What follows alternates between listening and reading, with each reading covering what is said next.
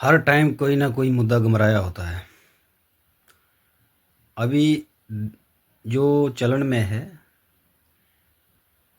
Medical college Shri Mata Vaishno Devi में जो है, उसको लेके बहुत ही ज़्यादा जो इंटेंस सिचुएशन है होती जा रही है। और दूसरा, उसके ऊपर एक नया डिसीजन सरकार का है। जैसा कि आप जानते हैं कि पिछले दिनों से कुछ ऐसा इन्होंने कैबिनेट में डिसीजन लिया था कि हम जो रिजर्वेशन है उसको उसमें कुछ ना कुछ फेरबदल किया जाएगा। तो इन्होंने एक मीटिंग की थी जिसमें ऐसा कहा गया है कि खुली डिस्कशन चर्चा वगैरह होगी। तो नमस्कार, मैं बिनाम तोष आपके सामने। तो दोस्तों, अभी आपने जैसे देखा कि आरबीए कैटेगरी, ईडब्ल्यूएस कैटेगरी, जो भी रिजर्वेशन जम्मू एंड कश्मीर में मिलती है उसको सबसे जो घातक, सबसे ज़्यादा जिसको नुकसान हुआ है वो है आरबीए के लोग। Most of the people belong to RBA category in J and K. अगर आप पूरा सर्वे करें, पूरा टोटल देखें कि पूरे जम्मू कश्मीर में ऑल ओवर सबसे ज़्यादा जो लोग हैं जो आरबीए को बिलोंग करते हैं, और आरबीए के लोगों को डे बाय डे उनकी रिजर्वेशन से वंचित रखा जा रहा है। पिछली बार देखा होगा कि 2015 से ले 15-18 के बीच में 20% रिजर्वेशन होता था आरबीए को। उसके बाद सरकार ने उसको घटा के 10% कर दिया, और उसमें एक ईडब्ल्यूएस की क्रिएशन हुई, और उसको आरबीए से कट करके ईडब्ल्यूएस को 10% दिया गया।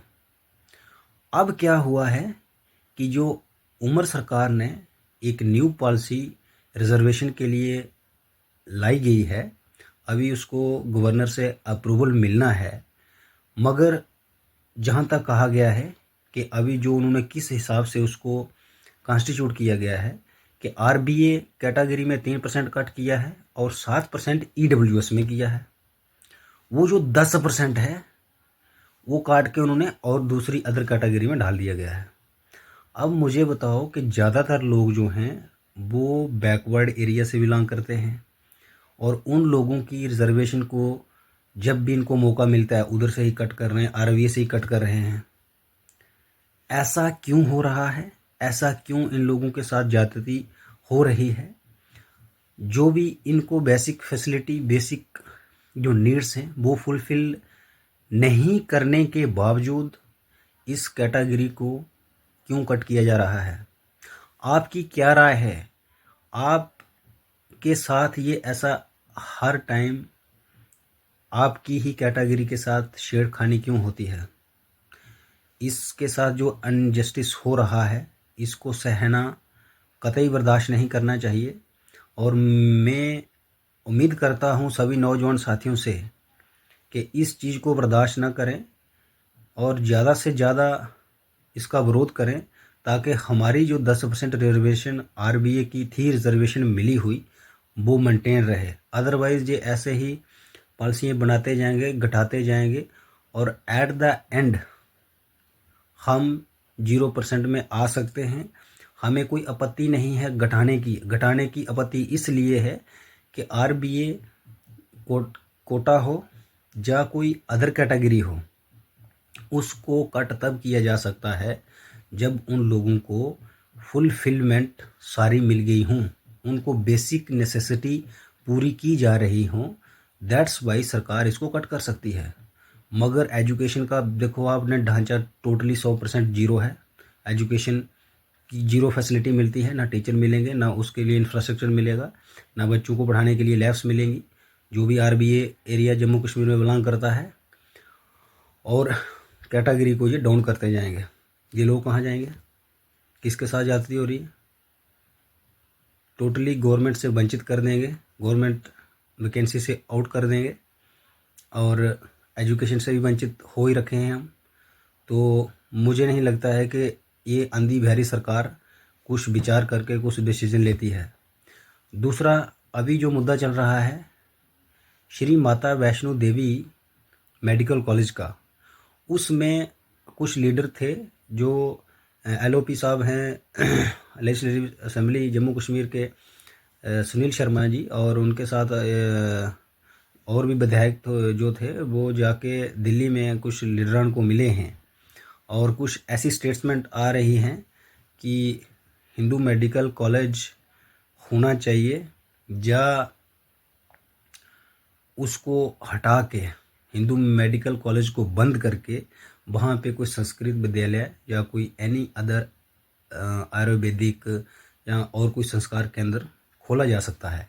मगर जहाँ तक मेरी राय है कि उसको हिंदू मेडिकल कॉलेज श्री माता वैष्णो देवी घोषित कर देना चाहिए, क्योंकि आपने देखा होगा क्रिश्चियन को कौन चला रहा है, क्रिश्चियन चला रहे हैं, मुस्लिम की कोई यूनिवर्सिटी होगी उसको इस्लामिक के लोग चला रहे हैं, जो इस्लाम है वो अपने हिसाब से चलाते हैं, सिख के अपने हिसाब से चलाते हैं, मगर सिर्फ हिंदू ही है जो सिर्फ एक गवर्नमेंट उस पर अपना हक्का शक्का जमा के चलाती है उसको।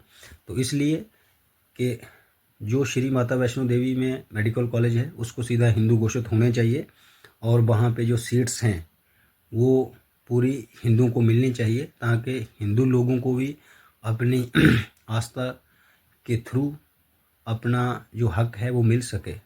दूसरा यह है कि अगर हम उस कॉलेज को हटा देते हैं तो जो नंबर ऑफ़ द सीट्स हैं वो समझो कितनी ज़्यादा कम हो जाएंगी, और उससे भी हमारे इलाके को, हमारी स्टेट को, हमारे देश को नुकसान होता है। इसलिए हम चाहते हैं कि संस्कार के अंदर जहाँ आयुर्वेदिक ना खोल के एक मेडिकल कॉलेज ही बनाया जाए, मगर हिंदू मेडिकल कॉलेज होना आवश्यक है। इसलिए अपनी राय आप भी कमेंट सेक्शन में दें कि आप लोग क्या चाहते हैं। अपने हकों के खिलाफ बोलिए, अपने हक जो हैं उनको लड़ के जैसे मर्जी वैसे लीजिए, मगर दब के जीना बहुत बड़ा अपराध है। इसलिए हम आप लोगों से उम्मीद करते हैं कि ज़्यादा से ज़्यादा जो एक तो कैटेगरी का जो हमें नुकसान हो रहा है और अभी होने जा रहा है, और आगे कितना होगा इसका कोई अंदाज़ा नहीं है, और दूसरा जो हिंदू मेडिकल कॉलेज है उसके खुल के समर्थन में आइए, ताकि हम लोगों को हमारा राइट मिल सके। धन्यवाद।